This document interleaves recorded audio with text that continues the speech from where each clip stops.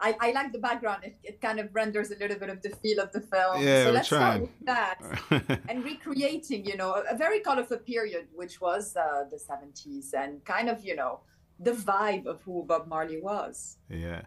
Look, I'm an 80s kid, so, it was fun to go down that road and see all the colors and see what was happening and go down all the archival.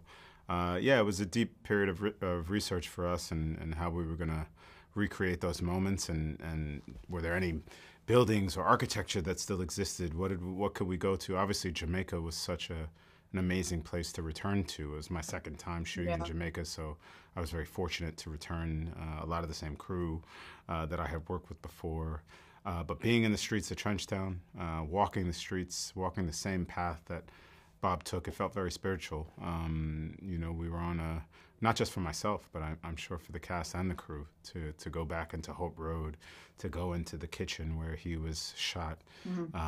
Those moments were, they're chilling, they're haunting. It's all of it, but equally beautiful. The people of Jamaica are so warm and so beautiful. It's an island folks. So it was made with their cadence, with their love, with their energy, with their care, and everybody was so protective of Bob. So we had a lot of people that were supporting this film and supporting the making of the film, so that we got it right.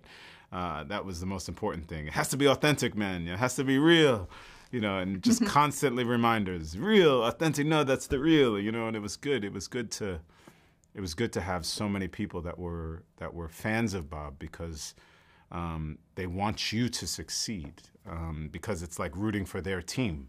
Oh, you're on Team Bob Marley, so it's like I had a village of people that were excited to come to work every day, no matter how hot or cold or whatever the conditions, no matter how hard, you had fans. And so it was great. Everybody that was a part of this movie loved Bob, and I think they'll love him even more after they see the film. In what ways do you feel that the essence of who he is still very much part of Jamaica as an island, especially in the regions he lived in? Well, you can't go anywhere in Jamaica and not know who Bob Marley is. You probably can't go anywhere in the world now and not know that, but Yeah, definitely yeah, in absolutely. Jamaica. Definitely in My Jamaica. 7-year-old daughter knows who Bob Marley is. Yeah, it's really like it's so unique.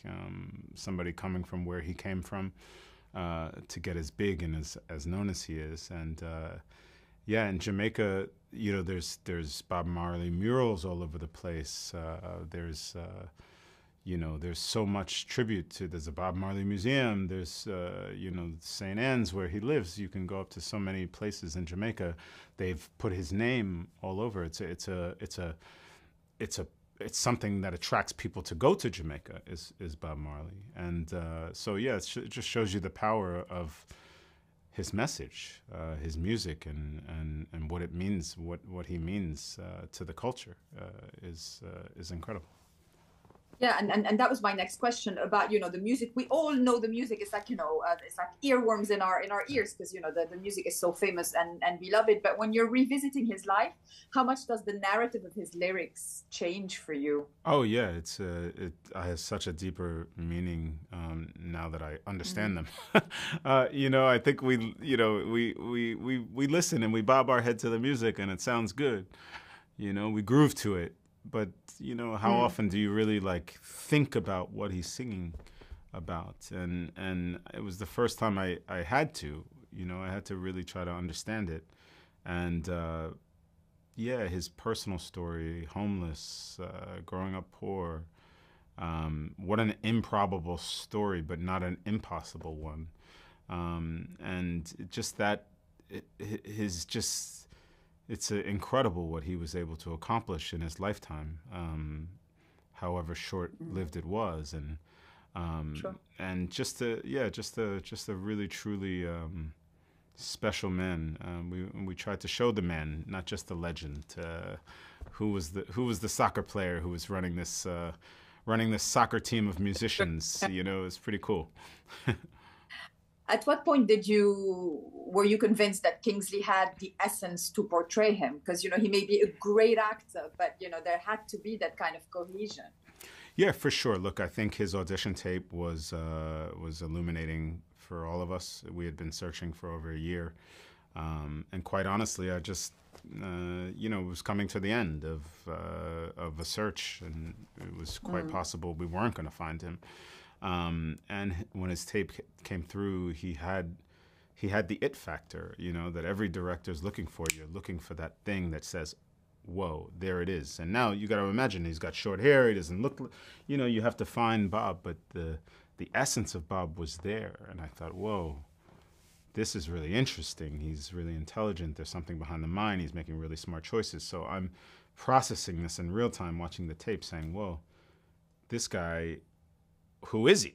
I wanted to know everything about Kingsley. I wanted to know where he came from, every movie he had done, every show he was a part of, because I didn't know his work that well. And so that audition tape, it said everything. It said that it was possible.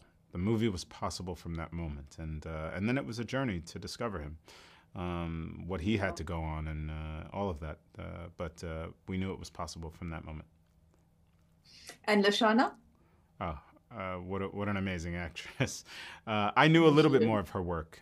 She was in the latest Bond, and she had done some sort of bigger shows. And a testament to her range as an actress. Oh, for sure.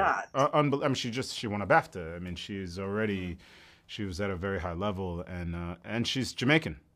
And so I remember the first time I met her, I think was in a cafe in LA, and she just had such a grace and a presence about her. And shortly thereafter, I had met with Rita Marley, and being in her presence is really what informed my decision, because there was something quite so strong about her strength, her bravery. There was something just how protective she was of Bob. So I loved that, and it reminded me of when I had met Lashana, and I thought, okay, she could be perfect for this.